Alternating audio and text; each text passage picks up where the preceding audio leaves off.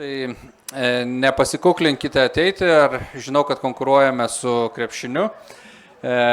Neįsižeisime, jeigu žvilgtelsite ir į mobilius žiūrėdami krepšinio rungtynės, bet šiandien diskusija apie ekonomiką ir kaip mes galėtumėm pasiekti 100 milijardų eurų BVP, turėdami 3 milijonus gyventojų. Ir džiaugiuosi, kad su mumis šiandien yra žmonių ratas, kurie tiesioginį įtaką turi ekonomikai. Ir pradėsiu nuo kairės, tai Milda Dargužaitė dėja apsirgus yra, bet labai ačiū Aurelijai Maldutytei, kad iš Darbdavių konfederacijos sugebėjo greitai pavaduoti ir pašnekėsim ir apie darbuotojų įtaką ekonomikai. Taipogi yra Laura Galdikienė, pažįstama ekonomistė, šiuo metu labiau pristatoma kaip Vilniaus universiteto mokslininkė.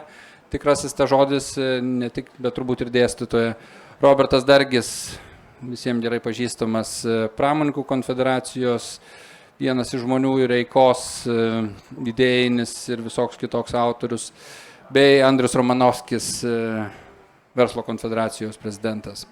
Tai ačiū, kad buvote ir esate čia.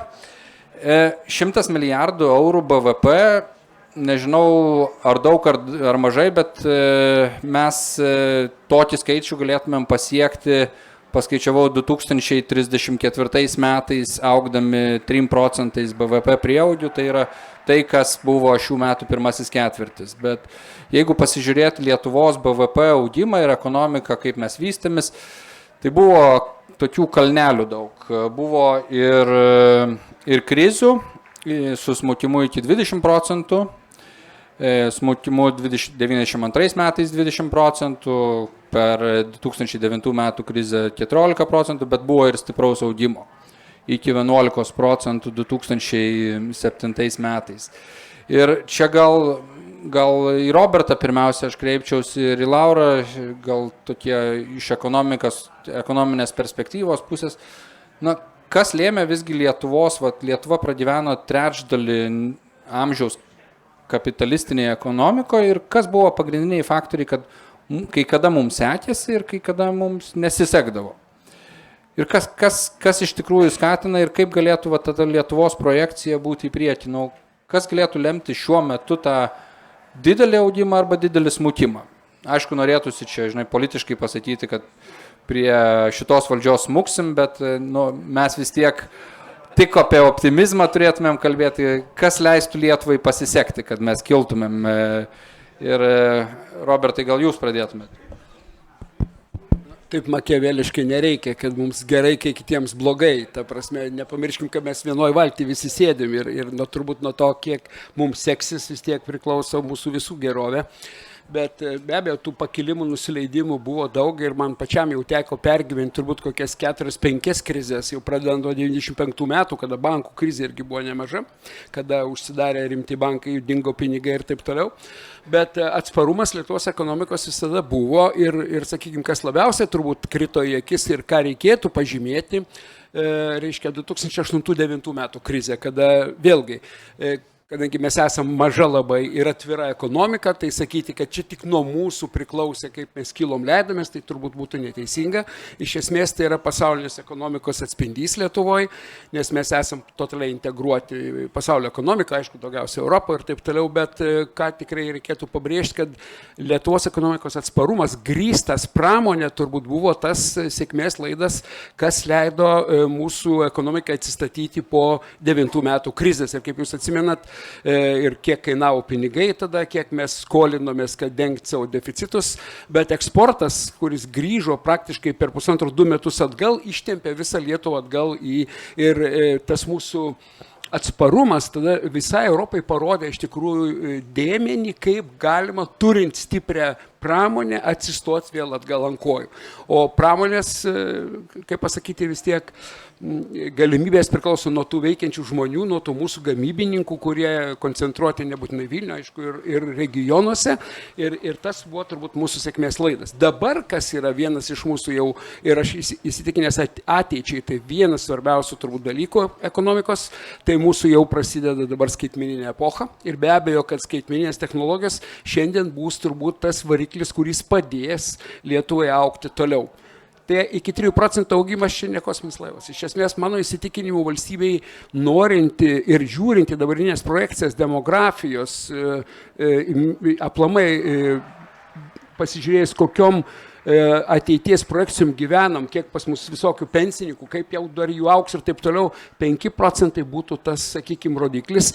Ir jis turbūt, jeigu neturėsim pokyčių produktyvume, jeigu sėdėsim tik ant tos pramonės, kokią mes turim, ateitis labai miglota. Ir čia turbūt vėlgi, čia tie žodžiai, ten aukštų technologijų ir taip toliau turi virsti pagaliau tuo pamatu, kuo bus grindžiama Lietuvos ekonomika. Ir čia, man atrodo, laikas labai rimtai susirūpinti žmonėm, kurie sėdi prie ekonomikos vairo valstybei, šiandien, kad užtikrinti, kad bent jau tą lygį išlaikyti augimo ir kad tas, ką jūs minėjot, 100 milijardų iš tikrųjų būtų pasiektas. Nes tai nėra vėl nesuvokiamas skaičius, man atrodo, jis visai realus. Manau, Robertas labai gerai viską čia išdėliojo, aš gal paantrinsiu ir šiek tiek papildysiu. Žinot, aš kai galvoju apie 100 milijardų, dažniausiai žmonėms tas nieko nesako, ar ne? Tai kiekvienas galvoja, tai kaip pagerėjo tas mano gyvenimas per visą laikotarpį, todėl man labai patinka žiūrėti BVP, kurį Lietuva sukuria, kiek jo tenka vienam gyventojui. Tai mes priartėjome prie ES lygio ar ne? Tai Lietuvos pažanga, progresas per pastaruosius 30 metų buvo tikrai įspūdingas. Ar ne? Jeigu ten 95-ais 40% kažkur ES vidurkio, dabar 80%. Čia turbūt reikia gilesnių tyrimų, norint atsakyti, kas buvo tos priežastys. Normalu, kad ekonomika visada svyruoja, jį vystosi ciklais, negalime tikėtis, kad jį visada tik tai augs, mes turime augimo, turim nuosmukio etapų. Politikos formuotojų tikslas bandyti išlyginti tą augimą, kad ta kaina būtų žmogui kuo mažesnė. Bet aš šiandieną taip atėjusi į šią palapinę pagalvojau, wow, kaip smagu, aš matau buvusią Seimo pirmininkę, kuri žaidžia šachmatais su kas tik tai nori, ar ne? Ir aš galvoju, kad tai, aš taip susimplifikavau, ar ne, kad tai yra Lietuvos stiprybė. Ar ne? Tas mūsų mažumas, kaip Robertas minėjo, atsparumas, politikų pasiekiamumas, apskritai gana laisva darbo rinka, kuri leido mūsų ekonomikai gana lengvai prisitaikyti prie tų kylančių iššūkių. Neefektyvios įmonės, jos negailestingai žlugdavo, naujos atsirasdavo ir ta dinamika, ekonomikos dinamika yra labai svarbi, kai leidžiama neefektyviom įmonėms sužlugti, naujom iškilti. Kitas svarbus, to ilgalaikio mūsų augimo ir konvergencijos svarbus elementas, tai mūsų institucijos. Per pastaruosius dešimtmečius mes turėjome išsikėlę labai svarbius strateginius tikslus. Tapti ES nariais, tapti NATO nariais, įsivesti eurą ir tai leido mums sustiprinti savo institucijas. Teisės viršenybę, mažinti korupciją. Ilguoju laikotarpiu institucijos yra esminis ekonomikos augimo garantas. Galite daugiau pasidomėti, neseniai Nobelio premiją gavo iš ekonomikos šis žmogus, kuris ir pasakė, taip, institucijos yra esmė. Dabar kalbant apie ateitį, vėlgi turbūt paantrinsiu Robertui, sakydama, kad tie žemiausiai kabėję vaisiai, jie yra nuraškyti. Buvo gana lengvas augimas, kai tu 10 žmonių, kurie kasa duobę su kastuvais, duodi eskavatorių ir jisai gali, ir produktyvumo augimas automatiškai išauga, tai dabar mes jau nebegalime raškyti tų žemai kabančių vaisių, mums reikia kopėčių, nuraškyti tuos saldžiausius, aukščiausiai kabančius vaisius. Reiškia, tas 20% skirtumas nuo ES vidurkio, jam reikalingos inovacijos, labai stiprus švietimas, apskritai, ta aukštos pridėtinės vertės ekonomika. Tai yra mūsų ateitis ir kol kas mes, link to stiebėmės, ar ne, matome gražų Vilnių, daugybė žmonių tikrai dirba aukštos kvalifikacijos reikalaujančius darbus, bet to negana. Ar ne? Progresas turi būti gerokai didesnis, šiandieną yra milžiniška konkurencija, mes turime ateinantį dirbtinį intelektą, kur mes irgi nežinome, kaip iki galo paveiksis mūsų ekonomika. Tai vat, čia yra tam tikri iššūkiai ir mums tikrai reikės rimtai dar padirbėti. Bet Laura, nuo tų vaisių, kadangi apie vaisius užsiminėt, Andriui klausimas būtų, tiek Laura, tiek Robertas sako, dabar priartėjom prie ES vidurkio, kai reikia žiauriai investuoti daug į skaitmenizaciją, į aukštą pridėtinę vertę. Mane, pavyzdžiui, kaip politika išmuša tokie dalykai, kai nuvažiuoju į Intersurgical, aplankau 1000 žmonių bendrovę ir tokia įmonė kaip Intersurgical sukuria 1,5% Lietuvos BVP. Tai dvi tokios įmonės kaip Intersurgical yra visas Lietuvos žemės ūkis. Nes Lietuvos žemės ūkis yra 3%, 4% BVP. Tai kaip ir mūsų politikų gebėjimas auginti ekonomiką yra gebėjimas prisitraukti Intersurgical tokias įmonės į Lietuvą, o ne klausyti žemės ūkį, kuris imlus laikui, savotiškai labai daug dotacijų turi. Tai Lietuvos ateitis priklausys nuo to, kaip mes sugebėsime politikus perorientuoti į ekonomiką, kuri yra aukštos pridėtinės vertės. Koks būtų paties patarimas? Pats esate įtakdarys ir sėkmingas asociacijos vadovas. Kaip politikams sugebėti parduoti ateities ekonominį augimą su tokiom bendrovėm, kai yra iš tikrųjų sunku, o tūkstančiai šaukiančių ūkininkų ir žemos pridėtinės ekonomikoje įstrigusių darbuotojų. Ką daryti? Kokie patarimai politikams? Aš iš tikrųjų esu ūkininkų fanas bendrai, bet tikriausiai problemai įsispręs tada, kada vis dėlto dalis Seimo narių nebebus ūkininkais ir užsiims kitom veiklom, kurios leis jiem plačiau suprasti, ne vien tik tai suprasti žemės ūkio klausimus. Nes ūkininkai tikrai, aš net nebejoju, kad ypatingai regioniniai politikoje labai svarbus elementas, netiesioginis, bet čia yra natūralu, kada jeigu tu didžiąją dalį laiko darai tam tikras arba gilinėsi į tam tikras siauras sritis, tau yra sunku suprasti apie kosminius laivus. Aš taip labai grubiai pasakysiu. Tai man atrodo, kad mūsų tas toksai aukso amžius yra pasibaigęs. Mūsų aukso amžius buvo sąlygotas tokių visai kažkokių neblogų aplinkybių, kad čia pakankamai rami vieta Europai buvo, kaip nekeista būtų per ilgą laiką. Politikai, nepaisant kokie jie buvo skirtingi, visą laiką buvo politologiniais terminais relevantiški, tai arba nebuvo marginalūs valdžioje ir jie nedarė, kaip tai nekeistai skambėtų, jokių radikalių pokyčių, ar tai būtų kairė ir dešinė, vis tiek mes tokios buvom liberalios ekonomikos ir mokesčių prasme visom prasmėm, investicinės aplinkos vykdytojai, ir dabar pasikeitus visai tai aplinkai viskas griūna. Mes turim pirmą rimtą vyriausybės krizę, aš paskaičiau nuo 2008 metų. Nuo 2008 metų visos vyriausybės išdirbo, kas iki to laiko buvo visiškai nebūdingas dalykas. Tai jeigu tu nuo 2008 metų pastai plius minus, kaip tu mylėtum vieną ar nemylėtum valdžią, bet jinai yra stabiliai ir aiški 4 metam, tai verslo prasme tau yra labai gerai daryti, nes tu supranti. Tas pats yra labai gerai investuotojų prasme, nes tu supranti, kas yra valdžioje ir ko gali tikėtis. Ir skaitant tai per tos laikotarpius radikalių pokyčių tokių, kurie dabar įvyko, pavyzdžiui, su mokesčių reforma nebuvo įvykę. Tai mano įsivaizdavimas yra ir tada lietuvis mes esam tokie žmonės, kad jeigu mums netrukdo, gal čia tas iš mūsų to irgi, beje, žemdirbiškos prigimties yra atėjęs, jeigu mums netrukdo, tai su visais iššūkiais natūraliais mes susitvarkom. Ten klimatas, dar kažkokie dalykai. Svarbiausia, kad neateitų ruskis su šautuvu ir svarbiausia, kad ponas neatimtų iš tavęs kažko. Tai va dabar mes esam visai kitose aplinkybėse ir dabar yra klausimas, ar susiformavo nauja politikų ir sprendimų priėmėjų, nes jie mano atveju, man atrodo, kad per šitą 30-metį jie buvo svarbiausias, kad jie sprendimų priėmėjai skirtingi ar nuo ten Brazausko laikų ar iki paskutinės vyriausybės prieš tai būsios, jie vis dėlto fundamentaliai nieko nesugadino.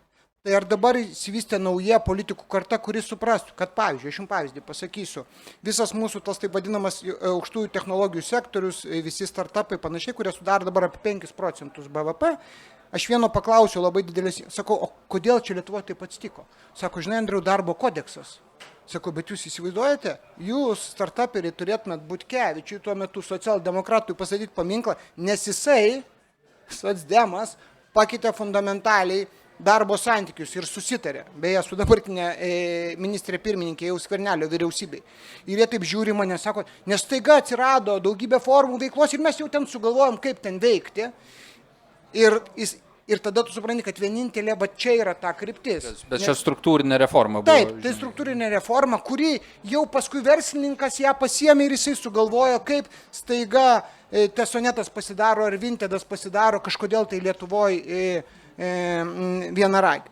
Tai vat, jeigu pas mus atsitiktų arba įsilaikytų, ar kol kas aš nematau prielaidų, tie patys pokyčiai, kad mes galėtume, kaip koks nors Izraelis, kuris turi apie 20%, tai reiškia, tau reikia 4 kartus tą sektorių išugdyti, tai pakiltų, tada tu suprastum, kad tu padarytum technologinį kažkokį arba kažkokį ir mentalinį pokytį. Bet tai pagrindinė prielaida kokia? Kad žmonės, kurie yra sprendimų priėmimo tarpe, jie turi kažkiek tai suprasti, kažkiek tai atjausti ir kažkiek tai žiūrėti priekį. Ir čia nekritikuojant tų Seimo narių, kurie yra ūkininkai, kurie puikiai išmano žemės ūkį ir kuris, aš dar kartą sakau, yra labai svarbus. Bet kada tu esi ūkininkas, tu supranti tą sritį. Bet ta sritis yra tiek svarbi, kiek yra svarbi, bet tai yra ta, kuri nesudarys tau kažkokio tai tokio ultra proveržio ir tu negalėsi pasiekti to 100 milijardų, nes, kaip jūs sakėte, augimas turi būti kiek, paskaičiuoti, 4%. Iš šiandienos perspektyvos tai yra kosmosas, jo. Bet va čia apie tą struktūrinę reformą, kaip darbo kodekso pakeitimas, už ką Butkevičių nulinčiavo tie patys socdemai, po to skilo socdemų partija. Bet kita struktūrinė problema pas mumis yra tai, ką Robertas užsiminė, tai pas mus yra tas senstanti visuomenė, emigravęs jaunimas, kuris negimdo vaikų.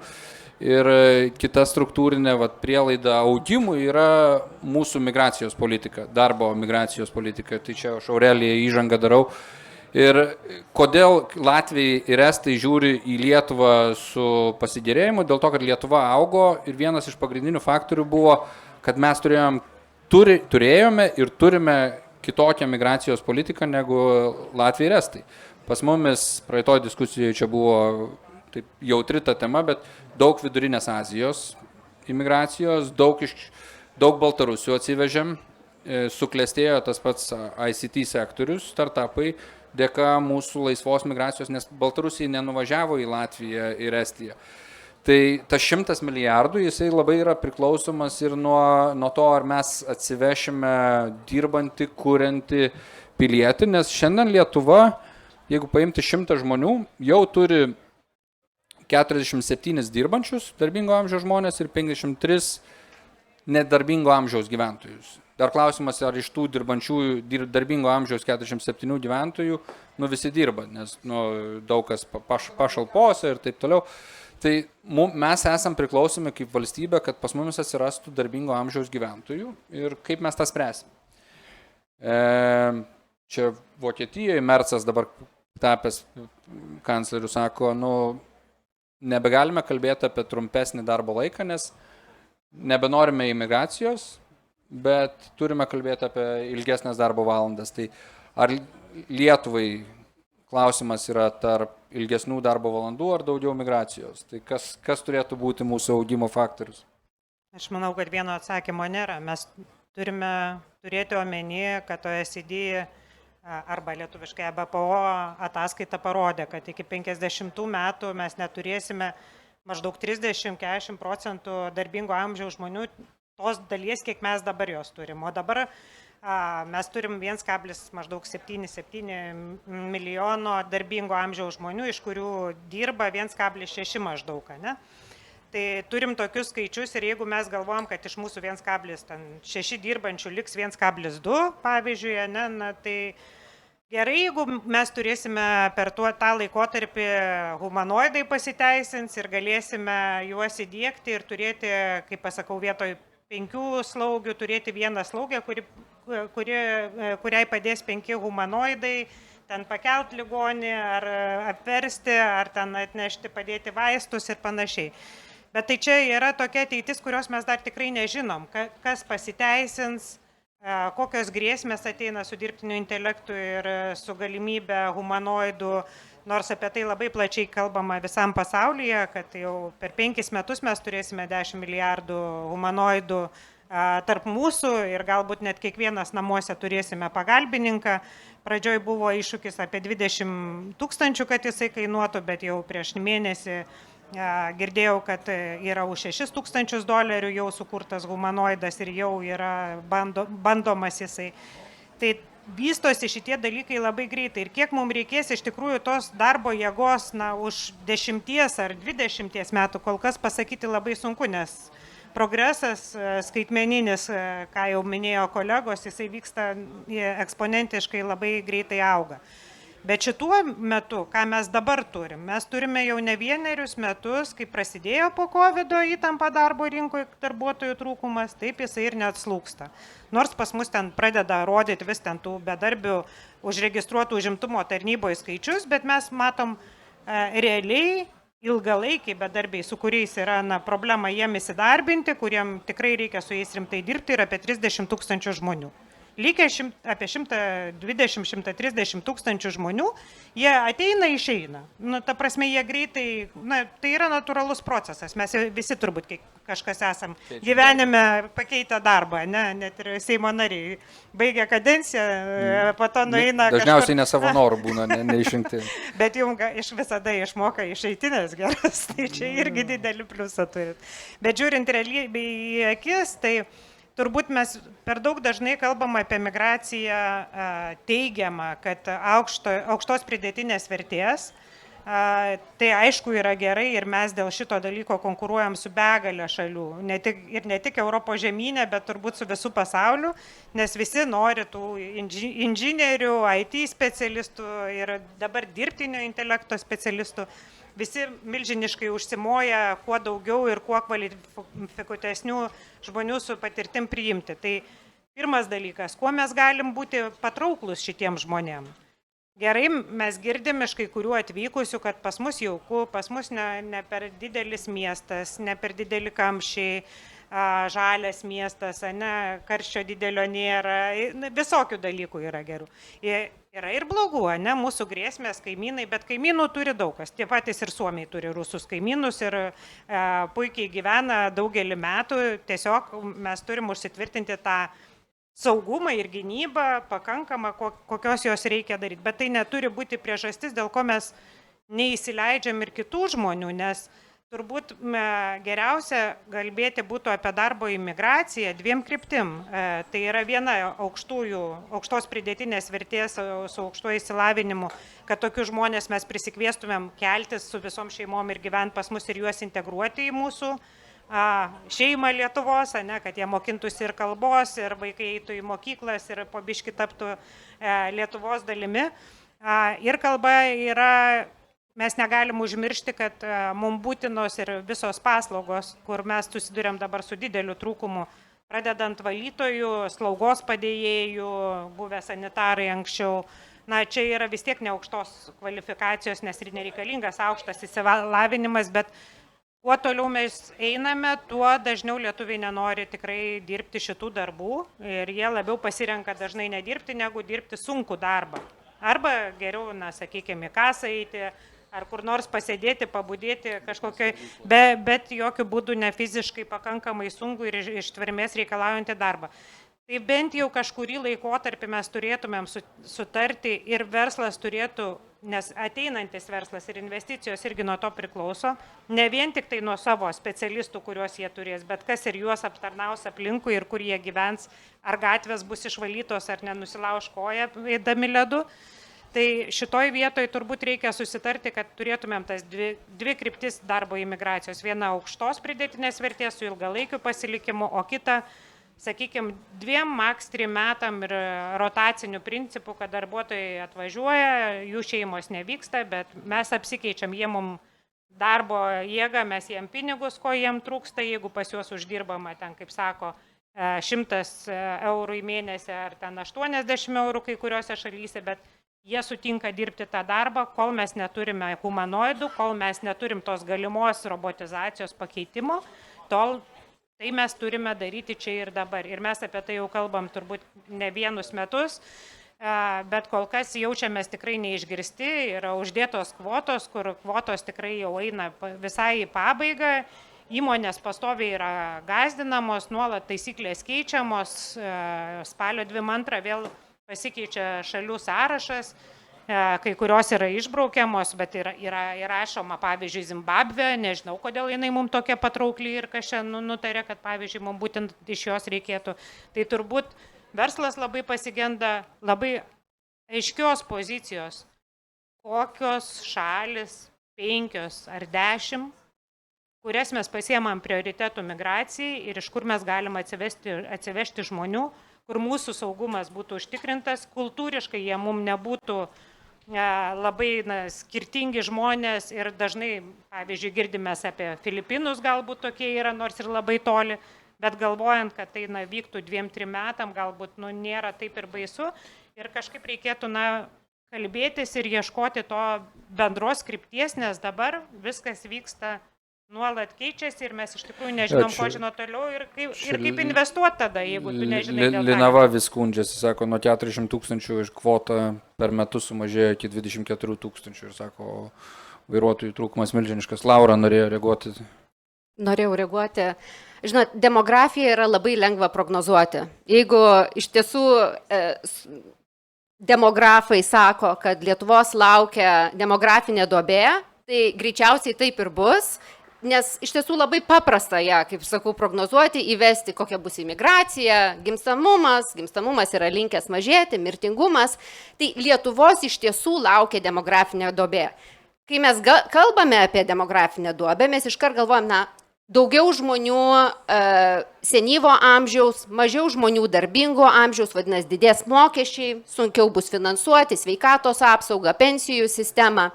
Bet ką mes dažnai pamirštame, tai kad senėjanti visuomenė, ji pati savaime yra mažiau inovatyvi ir geba kurti, tą produktyvumo augimas yra lėtesnis.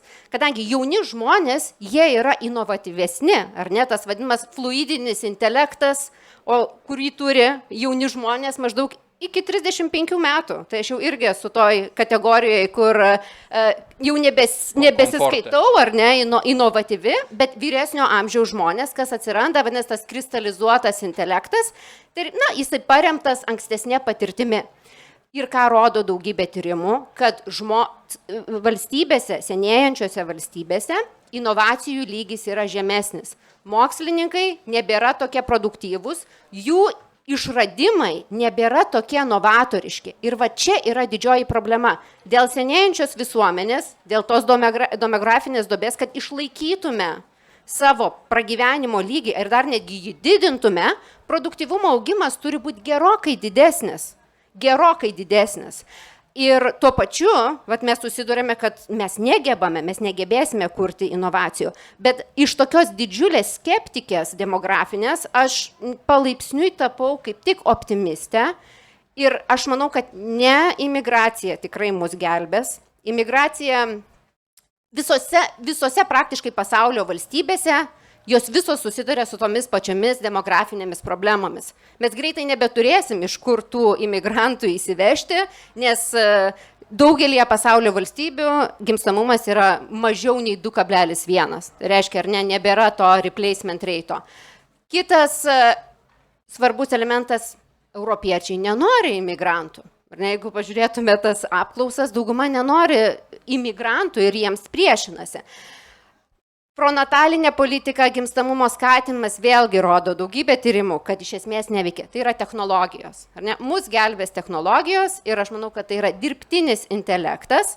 Per ateinančius kelis metus skaičiuojama, prognozuojame, kad dirbtinis intelektas taps protingesnis už vidutinį žmogų visose srityse, kognityvinėse, visose srityse jis taps, jau dabar laimi tarptautinę matematikos olimpiadą dirbtinis intelektas, šiemet beje laimėjo. Tai skaičiuojame, kad iki 28 metų galės generuoti naujas idėjas. Bet ar čia nebus taip, matau, Andrius nori reaguoti, visi aišku žino, ir kad dirbtinis intelektas, bet ar nebus taip, kad pas mumis bus daug sunaikinta darbo vietų, o kapitalą ir prieaugį pasiims ten, kur yra dirbtinio intelekto kūrimo šalis, tai yra Kinija, Amerika ir taip toliau. Lietuvoje tiesiog bus panaikinta daug, pavyzdžiui, šiandien dizaineriai neberanda darbo Lietuvoje dėl to, kad iš esmės dizainą pakeitė dirbtinis intelektas, bet kas gali sukurti. Dėl to tokia architektūra baisi. Ir ar nebus taip, kad dirbtinis intelektas jis egzistuoja, bet iš esmės jisai atėmė lietuviškas ir sunaikino darbo vietas Lietuvoje? Bet tų žmonių reikės mažiau. Ar ne, šiandieną ir Amerikoje programuotojai labai sunkiai jau randa darbą, baigia brangiausius universitetus, eina darbintis dirbti į restoranus. Ir Lietuvoje ta banga ateis. Dėl to, kai mes kalbame apie ateitį ir apie savo viziją, tai mes turime šiandieną jau kalbėti ir ruošti planus. Tai kokios tos darbo vietos bus labiausiai? Na, kaip sakau, krizės užpuola tuos, kurie niekad nesiruošia. Ir jeigu reikėtų kalbėti apie naują vyriausybę, tai turi galvoti, tai kaip mes ruošimės. Ar mes būsim tie, kurių darbo vieta sunaikys, ar mes būsime tie, kurie galėsime pasinaudoti dirbtinio intelekto revoliuciją. Tai dabar gal Andriau, pats jūs tenai vis tiek ruošiat pasiūlymus naujai koalicijos sutarčiai, dabar yra pats tas dusgimo ciklas, ne? Ruošiam dabar lūkesčių laiškus. Lūkesčių laiškus ar rekomendacijas, reikalavimus, tai kaip jie atrodo? Žiūrėk, aš dar norėjau, yra toksai istorikas Stevenas Kotkinas ir jisai sako, kad istorijoje sėkmės elementas yra labai svarbus. Yra kai kuriuom valstybėm nepriklausomai nesusidėliojus, beje, yra tas palyginimas tarp Lietuvos ir Ukrainos 18 metais, jiem nepasisekė, mums pasisekė, nors situacija šiaip daugmaž panaši buvo. Tai aš manau, kad mes daugeliu atveju esam sėkminga tauta, nepaisant turėdami tokius dalykus. Ir visos mūsų istorijos yra susijusios ne dėl to, kad mes būnam kažkaip tai ypatingai pasiruošę, kaip Suomiai, kurie ten Suomiai kelintam 15 amžiui liūtą ant rusiško kalavijo nupaišė ir žino, kas jų priešas paskutinį 1000 metų. Tai aš manau, kad mums pasiseks kažkaip tai. Čia kaip atsakymas bus, kaip su klimato kaita. Visi supranta, kad neišvengs. Atsakymų, kaip su ją kariauti, objektyvių tokių nėra ir visi sako, bet gal ten kažkaip tai surasim sprendimą ir susidėlios. Tai aš kažkaip tai galvoju, nes paskutinis pavyzdys yra, jūs čia apie Centrinę Aziją. Mūsų pastarųjų kelių metų ekonominio augimo priežastis yra labai ciniška, labai baisi. Tai yra Rusijos agresija prieš Ukrainą, tai yra Ukrainos pabėgėliai čionais, kurie sudaro didžiausią migrantų dalį pabėgėlių ir kurie labai svarbu.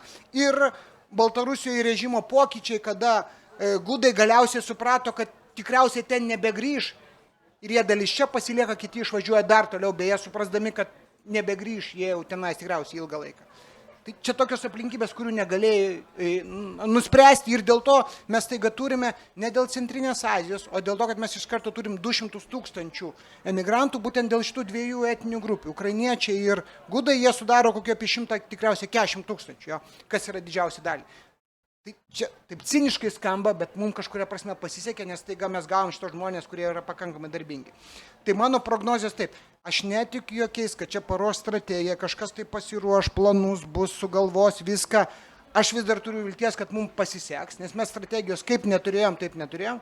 Praeitą vyriausybę pradžiai turėjo pakankamai liberalią politiką, kažkas tai paskui susišvietė, staiga užgriežino, tarsi, kad tu spėti negali, bet aš galvoju, kad mums pasiseks ir mes tada tą sėkmę, kaip tas toksai išmanus ūkininkas valstietis, mes ją kažkaip tai pakreipsime savo. Ar tai bus dirbtinas intelektas, ar tai bus kiti dalykai, bet mes vis dėlto pakreipsime ir mes galiausiai suskaičiuosime tuos viščiukus. Tai aš toksai optimistas būsiu su tą pesimistišką gaidele. Robertas, mačiau purtą galvą. Man patinka, yra toks posakis, viltis. Tai ir kitaip dar yra. Bet iš esmės, tai aš galvoju, jeigu tu ruošies, tai vis tiek yra geriau, negu tu tikėsi, kad viskas bus labai gerai. Ir Andrius gerai įvardino, iš tikrųjų, ta darbo jėga mums labai daug davė. Yra kitas faktorius, kur mums irgi augimui prisidėjo, tai ES pinigai, kurie, nepamirškim, padarė didžiulę įtaką mūsų BVP ir jeigu mes ją dabar išjungtume, mūsų skaičius ir augimas būtų tikrai visai kitoks. Tai be viso šito dalyko, jeigu žiūrėti į ateitį, man atrodo, kas yra labai svarbu, Laura gerai pasakė vieną dalyką, už ko aš norėjau iškart reaguoti, bet okei. Institucijos, kaip atsimenat, sakė Laura, kad dar ir Nobelio premiją gavo. Bet aš norėčiau vieną įnešti dar dedamąją prie institucijų. efektyviai veikiančios institucijos. Nes vien tik institucijos dar nieko nereiškia. Ir kad suprastume, ką tai reiškia mum pinigais, aš jums galiu porą skaičių įmesti į mąstymo orbitą. Vilniaus mieste, reiškia, praeitų metų pabaigoje, šių metų pradžioje stovėjo apie 1,5 milijardo projektų, kurie dėl visokių priežasčių, dėl teritorijų planavimo dokumentų, dėl biurokratinių kliučių tiesiog nebuvo derinami. Ką tai reiškia? Galiu tik tai tiek pasakyti, kad įdėtas 1 euras į mūsų projektus, tarkim, valstybei duoda beveik 0,5 euro mokesčių pavydalų. Per visur, per PVM-us, per mokesčius kitus fizinukų ir taip toliau ir taip toliau. Tai reiškia, čia pažiūrėkit, kaip efektyviai veikianti, reiškia, sistema, ką reiškia ir ką generuoja valstybei. Sekantis dalykas, labai geras pavyzdys yra mūsų europinė parama dabartinė, kuri 21-27 metų, kaip žinot, skaičius 1 650 000 000. Ne? Tai reiškia, kaip jinai veikia. Programa paleista 21-ais, Lietuvoje pagaliau jinai pradėjo veikti 24-ais. Tai reiškia 3 metų. Nu tai aš apie dabar RRF kalbu kol kas. Tai pradeda veikti 24-ais, reiškia, aišku, baigsis ne 24-ais, biški prasitęs, bet dar kitas skaičius yra. Iš tų projektų yra įgyvendintų šiandien kažkur apie 50 milijonų. Tai reiškia, jeigu vėl bent pusę to būtume įgyvendinę, tai aš ir kalbu, kad šiandien dienai vien tik tikėti, kad kažkas įvyks ir mums bus labai gerai, tai viskas yra ok. Bet lūkesčius verslo bendruomenė aiškiai dėti, labai gerai Andrius sako, lūkesčių laiškas, bet jau nebegalima tik tai laiškus rašyti, jau reikia siūlyti sprendimus. Nes jeigu mes šitą sistemą biurokratinę, kuri jau šiandien dienai, jeigu mes esame irgi matavę vieną rodiklį, kiek mūsų reiškia, biurokratija apima veikimo valstybei, tai jeigu ES vidurkis kažkur apie 24, pas mus 4% aukštesnė, jau yra didesnė negu ES vidurkis. Tai reiškia, šičia mes šiandien turim vėl labai aišku tikslą susitvarkyti ją, kad, sakykime, optimaliai veikinti. Aš visą laiką sakau, biurokratija yra labai reikalinga, bet optimaliai veikinti, gerai, efektyviai veikinti biurokratiją, tai vėl bus sėkmės laidas valstybės vystymuisi. Ir čia yra labai svarbus. Galiu, Robertai, aštriau paklausti. Mario Draghi buvęs sako, nepergyvenkite dėl Amerikos muitų 15%, sako, mes paskaičiavę patys viduje, kad ES biurokratija prekių judėjimui sukuria vidinius 45% muitų. Čia labai gerai iliustracija. O ES paslaugų sektoriaus, tenai, žinai, teikimas iki 110%. Tai reiškia, kad, bet dabar, Robertai, paprovokuoti. Tai kodėl tai netampa prioritetu politikams? Nes kiek yra sustabdytų Vilniuje projektų? Atrodo... Dabar išjudėjo, aš kalbu apie praeitų metų pabaigą, metų pradžią, nes čia reikėjo adaptuotis jiems.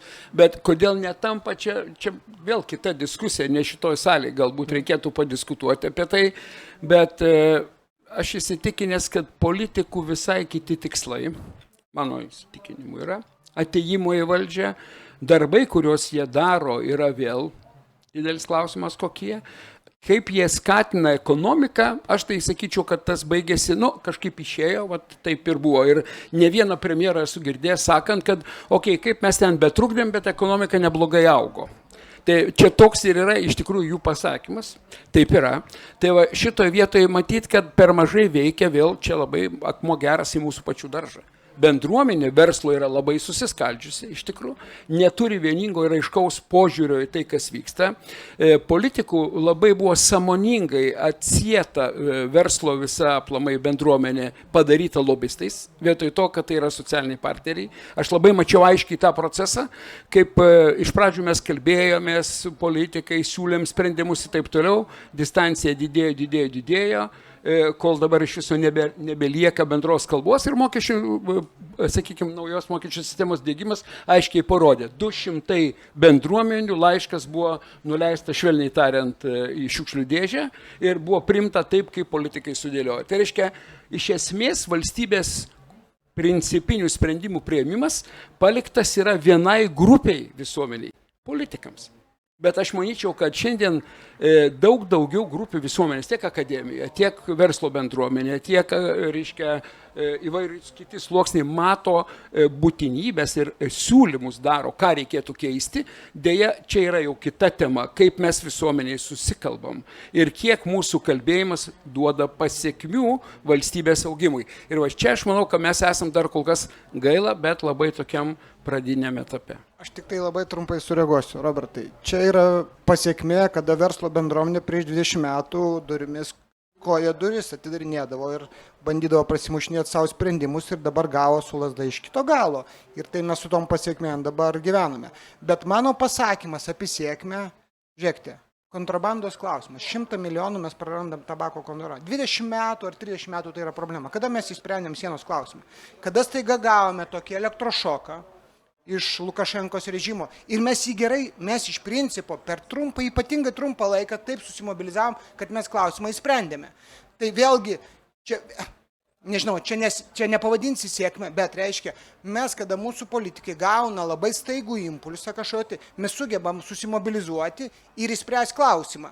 Bet jeigu mes norime tikėtis, mes galim prašyti, aišku, ir aš galiu tikėtis, bet aš iš patirties daugiametės žinau, kad ilgalaikis planavimas, strategavimas, gal čia ne mūsų tautinis bruožas. Mes paėmėme revoliuciją 90 metais ir padarėme, paėmėme, kaip ten išėjo ir jinai pas mus įvyko. Irgi iš dalies sėkmės pagrindų, jo, nes kitur ta sėkmė pas tos pačius ukrainiečius.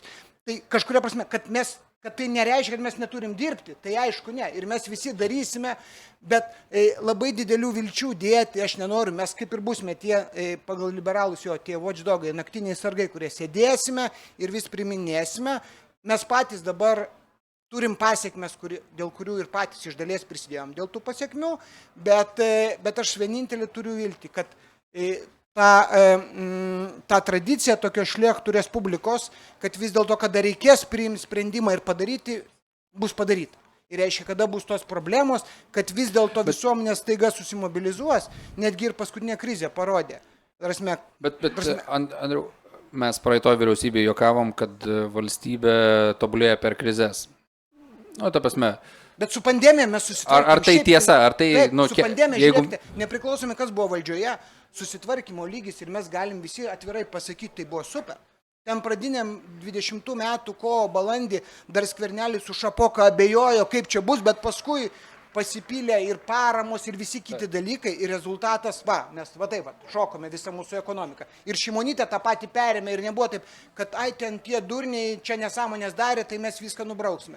Bet mes kada tai padarėme? Kada mums pradėjo svilti ir mes tada susimobilizavom. Bet kada reikia, kada visi atsipalaidavę, tas pats su kariniais dalykais, žiūrėkite, gyvenom prie rusų 0,8% BVP buvo gynybai, buvo skiriama, man atrodo, kad prieš 15 metų. Tuo tarpu, kuo aš planavimu tikiu, tai estų suomių planavimu, nes pas juos tai yra mentaliai viskas įmušta. Tai mūsų vienintelė viltis, kad mes taiga, kada bus blogai, išsitrauksim tą kirvį užkastą ir išspręsim problemą. Bet dabar tuo užduosim, leisim klausimus užduoti, žinau, kad Robertas anksčiau pabėgsta, jeigu Robertas nori griebti mikrofoną, kokį paskutinį akcentą. Bet ar čia nėra toks truputį, kaip dabar dar vežiavimo sezonas, kai tu vėžį, įmeti ir lietai kyla problemos. Stovi projektai ir reikia kažkokių teltonikų, karų, kad ekonomika vėl užsikurtų, kad pas politikus atsirastų motyvacija. Man atrodo, kad yra pozityvesnė kažkokia nakta, pavyzdžiui, struktūrinės reformos. Tai įvardintas darbo kodeksas, migracijos politikos atlaisvinimas, dabar sugriežtinimas, bet kas čia galėtų būti tas toks vis tiek įmanomas struktūrinis pokytis artimiausių metų ir dabar pradeda vyriausybė darbą. Tai kas galėtų būti, Laura, jeigu taptumėt ekonomikos ministrė šiandien, 1 metų 3 darbai? Manęs nerekomenduojat? Greičiausiai ir neįsiu, tikrai ne. Aš manau, kad sėkmė yra labai svarbus elementas ir netgi toks vienas profesorius sakė, aš dabar tyrinėju sėkmę ir sėkmę pasirodo galima tyrinėti ir kai kurie žmonės yra labiau sėkmingi nei kiti. Tai panašu, kad mūsų tauta yra tokia sėkminga. Bet žinau, sėkmė, va čia apie sėkmę galim kalbėti, kai mes kalbam apie tas juodasias gulbės, ar ne? Netikėtus įvykius, pandemiją, argi krizę, ar ne, va tada mes mobilizuojamės ir sprendžiame. Bet struktūrinius dalykus mes privalome jiems ruoštis. Tai čia yra mūsų demografija. Privalome jai ruoštis, projektuoti įvairius scenarijus, ne tik tais paleisti antrą pakopą visiems atsijimti. Manau, kad čia yra visiškai prastas pasirengimas, bet iš tiesų projektuoti, prognozuoti. Dabar, kalbant apie tuos darbus, vėlgi, aš manau, kad svarbiausias yra mūsų investicinis klimatas. Mes esame labai nepalankioje situacijoje geopolitiškai, įgyvendinome štai mokesčių reformą, tai greičiausiai ją reikėtų koreguoti, ar ne, apmokestinti asmenys, kurie kuria aukštą pridėtinę vertę labiau. Čia, sakyčiau, yra labai svarbu. Ir kitas pasirengimas vėlgi tai technologiniai revoliucijai. Mes turime čia daryti žingsnius. Visi sako, ar ne, mes nežinome, kaip bus, bet mes turime modeliuoti, kokie čia tie scenarijai. Lygiai tą patį daro įvairios institucijos, IMF skaičiuoja, ar ne, tai kurios čia dabar tos šalis bus labiausiai paveiktos. Mes turime pradėti tam ruoštis, stiprinti savo socialinę apsaugą. Kažkas įmetė. Stiprinti savo socialinę apsaugą, perugdymo, perkvalifikavimo sistemas. Tai reiškia, mes turime jau šiandieną savo švietimą perkelti į visiškai kitą kokybinį lygį. Ir aš manau, kad čia mes turime ruoštis ir negalime viso to palikti sėkmei. Kitas svarbus elementas – nesiblaškyti. Ne, dažnai kiekviena valdžia ateina su savo programa, su savo naujais kažkokiais strateginiais planais. Tai, kas veikia, tas turi ir toliau būti vykdoma. Gynybos stiprinimas, žalesis kursas, mūsų perėjimas prie atsinaujinančių išteklių, nepriklausomybės stiprinimas. Tai yra tos kryptis, man atrodo, kurios yra pačios svarbiausios. Ačiū. Tai struktūriniam reformom yra laiko. Gaila, kad čia tas nestabilumas toks išprovokuotas, ką sakė Andrius, kad buvo Kubiliaus, Butkevičiaus, Skvernelio, Šimonytės epochos, kaip mes jas bevertiname asmeniškai, bet tai buvo žmonės, kurie galėjo pradėti reformą ir užbaigti ir dar post kažkokį pakeitimą. Bet galbūt publikoje kažkoks klausimas, kad mes neužsišnekėtumėm. Prašau. Žinot, aš truputį gal, kadangi jūs tokie truputį žiūrite į priekį, tai gal patartumėt jūsų galvą, trys pirmi darbai profsąjungos lyderė, ką turėtų padaryti, kaip manote? Ta prasme, ne profsąjungos, turiu menį mūsų naująją premjerę. Jūs kalbate apie kaip vyriausybės vadovę. Tai manau, kad visų pirma turi užtikrinti bent jau stabilumą ir nekintamumą artimiausiam 3 metam, kurie lygiai yra, nes prieš tai buvusi vyriausybė sakė, kad mokesčių reforma, kuri įvyko, jinai jau daugiau nevyks jos liktai artimiausius metus ar porą. Dabar jau girdim vėl, kad Nemuno aušra, o kad žalieji vėl kažką ten neša, vėl kažką norės keisti. Tai norėtųsi tikrai labai to stabilumo ir aiškumo, tai vienas dalykas. Antras dalykas, tai turbūt efektyvinimas, tai apie ką jau minėjo kolegos, tai peržiūrėjimas iš tikrųjų, kurios ten institucijos dubliuojasi ir kurie darbai galbūt pertekliniai ir nedaromi. Mes dalyvaujam su Andrium perteklinių reikalavimų šalinimo komisijose, bet iš tikrųjų ten daug kas tikrai norima padaryti, bet kad jau realiai kažkas įvyktų, dar nelabai jaučiasi. Ne? Yra keletą galbūt užfiksuotų, bet dar neįsivažiavo šitas dalykas. Tai labai svarbu, kad to nenumestų į šoną ir kad tas važiuotų ir 10 kartų greitesnių tempų ir iš karto būtų atliepiama į tai, kas yra reikalinga. Nes dabar dažniausiai sakoma, į rudens sesiją, į pavasario sesiją, galbūt šitą padarysim, galbūt aną padarysim. Na tai šitie pagrindiniai dalykai ir žiūrint į naujus teisės aktus, turbūt žiūrėti į kiekvieną teisės aktą, kuris ateina į Seimą ar į vyriausybę per konkurencingumo prizmę. Tai ar Lietuva bus konkurencingesnė šitoj vietoj, ar mes, kaip pasakyti, savo ekonomiką galėsim auginti, ar kaip tik tai mus žemins, ta prasme, mažins mūsų galimybės konkuruoti, kas tai bebūtų. Ar mes žiūrim į tą patį ateinantį MMA kilimą, ar mes žiūrim įsigaliojančius mokesčius, kurių mes tikimės visgi dar kažkaip bus sušvelninta tiem aukštos labai kvalifikacijos žmonėm, kurie mes norim juos pritraukti ir norim, kad jie kurtų pas mus, o ne kažkur kitur. Bet kad nebūtų bent jau bloginama situacija, kas jau dabar yra padaryta. Tai turbūt investicinis patrauklumas, konkurencingumas, pagrindiniai šitie dalykai, jie privalo būti. Ar dabartinė naujoji premjerė galės tai užtikrinti, manau, kad labai priklausys nuo komandos, kas ją sups. Tai tikrai žvilgsnio reikia labai plataus, nes skaitmeninimas, dirbtinis intelektas tikrai galėtų padėti labai efektyvinti institucijų darbą, nes kiek mes dabar girdėjom, pagal tai, kiek yra išleista milijonų, šimtų milijonų IT sistemų pirkimom, programom ir panašiai, nei vienas darbuotojas, dėl to darbuotojų skaičius nesumažėjo. Tai kam tos sistemos reikalingos, tai didelis klausimas, kad įsisavinti Europos pinigus turbūt. Tiesiog taip. Tai trumpai tiek. Čia klausimas toks labai provokatyvus, nes čia klausimas, ar aš norėčiau pafantazuoti, ar mes kalbam apie realybę, nes pafantazuoti aš galėčiau, tai sakyčiau, kad turėtų visiškai peržiūrėti mokesčių reformą, bet ne iš tos pusės, kad kažką tai atsukti, bet padaryti struktūrinę mokesčių reformą. Nes čia socialdemokratai buvusi vyriausybė sakė, Andriau, čia mes jokios reformos nedarom, mes čia darom korekcijas. Jo. Tai va čia yra didžiausia problema, struktūrinė mokesčių reforma, ką aš įsivaizduoju taip, kaip buvo su darbo kodeksu. Kada galiausiai profsąjungos politikai ir darbdaviai susėdo, susitarė, sukūrė naują modelį, kuris nuo 2017 metų, su kurio Lietuva plius minus gerai gyvena ir dėl to auga.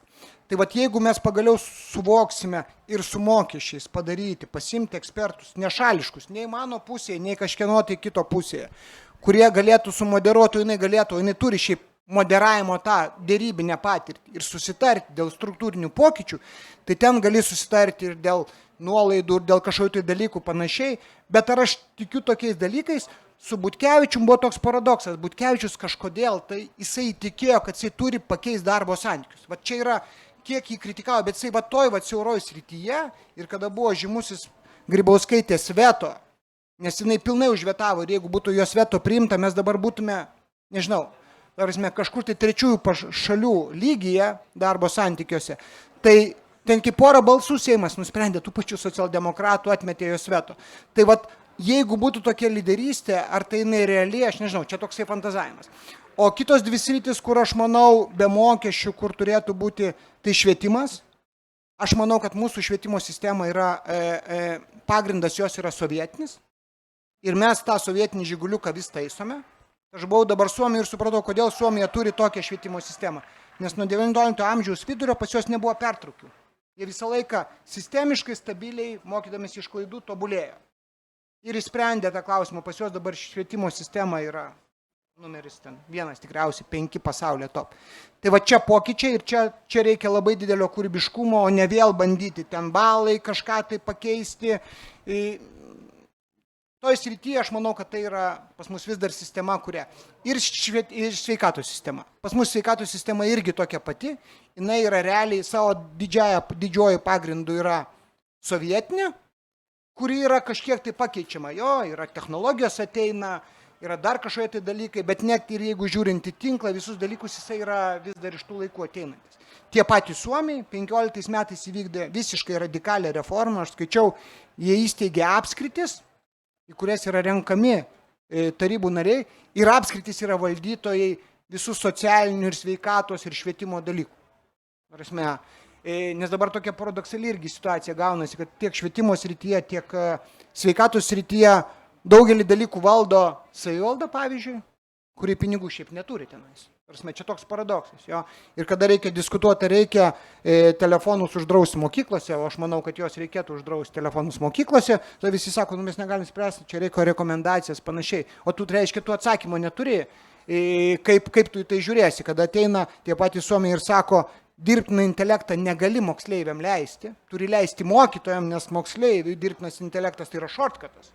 Jisai nesimoko, o mokytojas turi žinoti, tai Lietuvoje sako, oi mes nežinom, jie jau visi naudojasi, tai kažkaip tai reiškia, jie naudojasi, reiškia reikia su to gyventi. Tai vat tokios 3 temos, kurios yra, bet tai yra jos ypatingai sudėtingos ir jeigu jūs paklaustumėt, kokia tikimybė, kad tai yra, dėja, nebent sėkmė. Jeigu aš leisiu savo parekomenduoti kaip iš Liberalai, opozicijos. gal nežinau, kitais metais. Bet šiaip Gintautas Paluckas, tapdamas premjeru, sakė, aš tęsiu energetikos strateginius tikslus. Ir čia yra vienas iš Lietuvos augimo faktorių. Pigi energetika, energetinė nepriklausomybė, žalumas. Tai aš labai norėčiau, kad dabar Nemuno aušrai, kai atiduoda tą energetikos ministro portfelį, aš bijau ir Ruginienė galėtų užtikrinti tą testinumą. Antras dalykas, visa krašto apsaugos sistema. Vis tiek, jeigu pasižiūri, kodėl auga Lietuva, tai vėlgi, tas pats Roberto Dargio verslas, gavo 125 milijonus eurų vieno iš poligonų karinio miestelio. Tai yra užsakymai lietuviškom įmonėm ir tai yra milijardinės investicijos Lietuvoje. Statybų sektorius, šiandien sako, mums trūksta tik darbuotojų, ne užsakymų. Ir tai yra, vėlgi, imigracijos klausimai, ar mes prisitrauksim, bet užsakymai yra krašto apsaugoje. Matau šiokį tokį ginčių, nemalonių ginčių tarp ministrės, kitų, NSGK, ir vėlgi Ruginieniai reikia tą sumoderuoti, kad, nepastriktų. Jeigu mes ten pirksim kanadietiškas lėktuvus už 800 milijonų, tai braziliškus, tai, efektas ekonomikai mažas, o, visi nori, kad šitie pinigai nusėstų čia. Ir trečias dalykas, tai, struktūrinės reformos. Čia aš, vėlgi biški labiau prie tokio wishful thinking, fantazijų, norėčiau, kad keistųsi sveikatos sistema, bet sveikatos ministrė dabar visiškai į kitą pusę nuėjusi. Jo, po to norėtųsi, kad keistųsi švietimas, bet žiūrėk, labai paviršutiniški sprendimai, vėlgi teismuose bus. Tai, aš norėčiau palinkėti Ruginieniai, kad jinai, tai, kas suplanuota ir ką socdemai yra pasakę, kad tęs, tai įvyktų. Krašto apsauga, energetika, žiauriai svarbu, kad tai įvyktų per šitą kadenciją. Daugiau, bus gerai, jeigu imsis, bet, reikėtų plataus sutarimo, nes ypač švietime, kiekvienas švietimo ministras susidegina save dėl reformų, kurios reikalingos už 10 metų, efektas už 10 metų įvyksta. Gal Laura kažką turi? Aš jau, man atrodo, minėjau irgi tos pačius dalykus. Aš manau, kad bus gerai, jeigu nesugadins tas, kas yra pradėta. Tai tokie mano lūkesčiai yra gana žemi. Taip. Na gerai, ir paskutinį klausimą, repliką, prašau. Aš manau, kad ką jūs čia vardinat, yra viskas tvarkoj, bet netvarkoj yra tame, kad ne čia yra problemos. Dabar šiuo metu. Šiuo metu pagrindinė problema yra mūsų liberaliosios demokratijos likimas. Tai kol nebus antisemitinė politinė veiksnys pašalintas iš valdžios, tol mes ką čia šnekam, yra labai sąlygina. Tai pirma, kol kas vyksta toliau liberaliosios demokratijos žlugdymas. Antra, mes netenkam savo sąjungininkų paramos. Ir tada visi lūkesčiai wishful thinking iš tikrųjų tiesiog neveiks.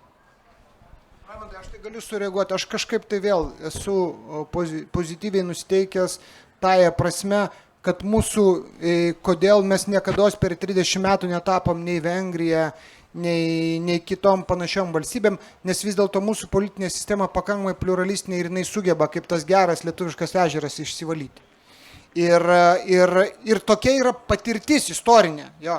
Aš aišku, galima sakyti, kad čia tas momentas, kada bus kažkas, tai dangus sugrius, bet mūsų netgi ilgametė patirtis rodo, kad pas mus dėl vienokių ar priežasčių, aš visą laiką prisimenu 16 metus, kada valstiečiai atėjo į valdžią ir mes realiai tuo metu buvo baimė, kad tai bus nueis tokias pakankamai diktatūrinės keliu ir žiūrėkite vis dėlto politikų plačiaja prasme baimė visuomenės ir žiniasklaidos yra vis dar, arba įsiklausimas yra vis dar didelis ir jisai nesikeičiantis ir netgi Gintauto Palucko krizė tai parodė.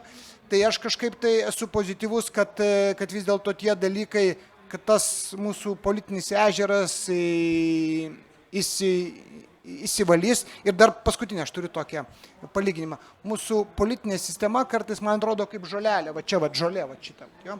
Ir aišku, reguliariai, kad žolė neužaugtų, jie ateina ir skuta. Istoriškai politiniai sistemai visą laiką išauga kokie nors kupstai, didesni, jos tas žolininkas, kuris užmiršta, apeina, ten jisai įsikeroja, bet vis tiek galiausiai kažkada tai žolininkas ar kažkokiam tai pavydalė tarnybos kokios nors statutinės, kuri daro kratas, ar dar kažką tai, ar prezidento, ateina ir nupjauna tą visą žolę, sulygina visus. Tai kartais kažkam tai nepasiseka, bet visą laiką žolė būna sulyginta. Tai aš manau, aš esu pozityvesnis už Raimondą, už tave.